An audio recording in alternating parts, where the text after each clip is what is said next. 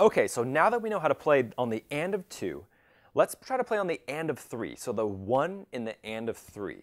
So I'm going to play that in my left hand, so it's going to sound like this. So 1 and 2 and 3 and 4 and 1 and 2 and 3 and 4 and 1 and 2 and 3 and 4 and 1 and 2 and 3 and 4 and 1. So I'm always playing on the and that comes after 3.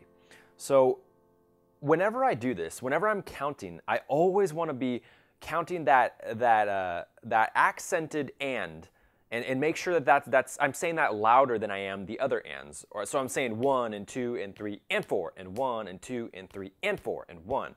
And I'm saying whatever beat that I want to play on, I accent that both in my voice and when I'm actually playing it too.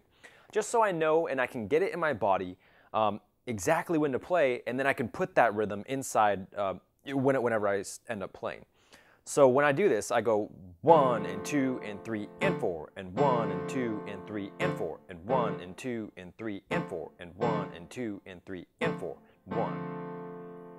So that'll be the first rhythm. So if you want to just try that, just try either counting with me or try doing it yourself too. So just go 1 and 2 and 3 and 4 and 1 and 2 and 3 and 4 and 1 and 2 and 3 and 4 and 1 and 2 and 3 and 4 and 1 and 2 and 3 and 4. You can do this along with me. So 1 and 2 and 3 and 4 and 1 and 2 and 3 and 4 and 1 and 2 and 3 and 4 and 1 and 2 and 3 and 4 and 1. And so, so again, to get good at these, like the reason why you're wanting to get good at them is because you can use all these rhythms for whenever you're playing solos in your right hand. So I can always go like this. I can always go like 2 and 3 and 4 and 1.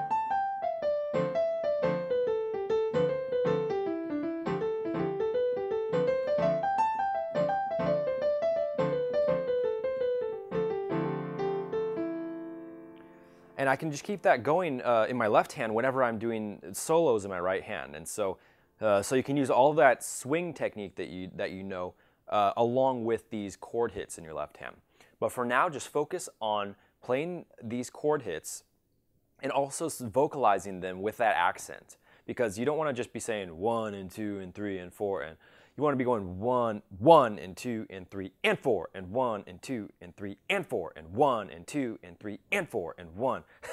And I know I probably sound like really like determined when I'm doing this and just really like energetic.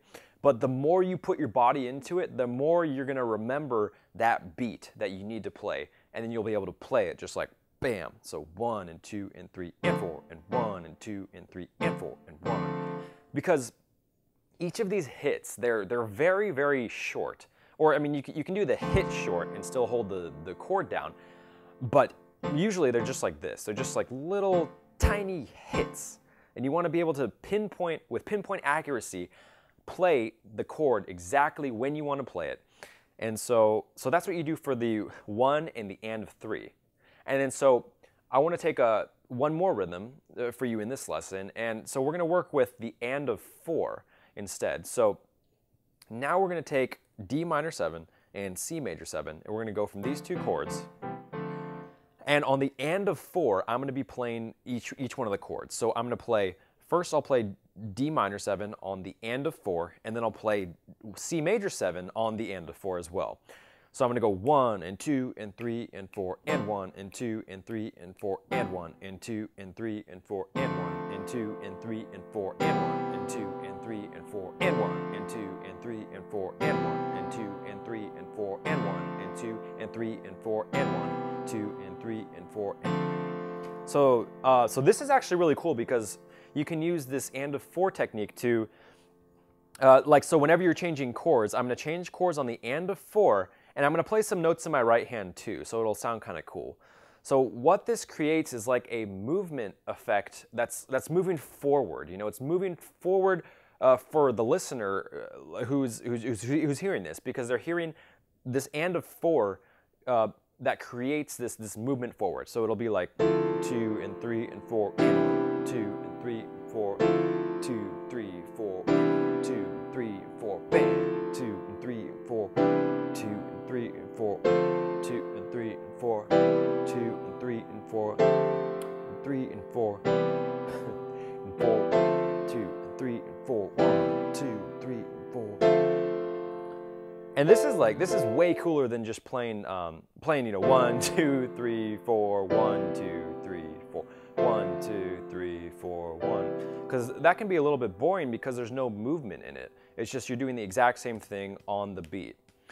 But this is just such a subtle change, right? It's just like I'm only changing it by like just a tiny fraction of a second to create that little extra movement that puts it towards the 1 or the 2 or whatever chord you're going to. So it creates this extra movement. I want you to feel the difference between this just playing on the 1 rather than just playing on the and of 4. So I'm gonna go like 1, 2, 3, 4, 1, 2, 4. I won't count it though, because I want you to feel this.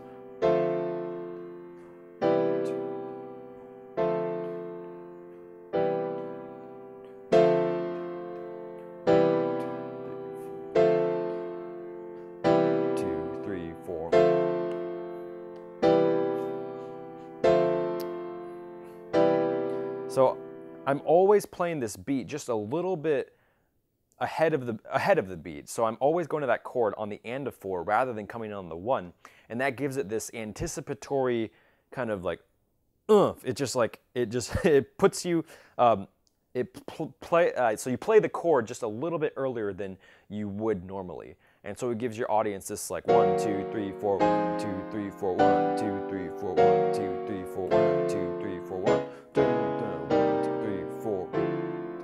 So you get this cool movement effect that's always moving forward. So you're never just stale, just going on 1, 2, 3, and 4.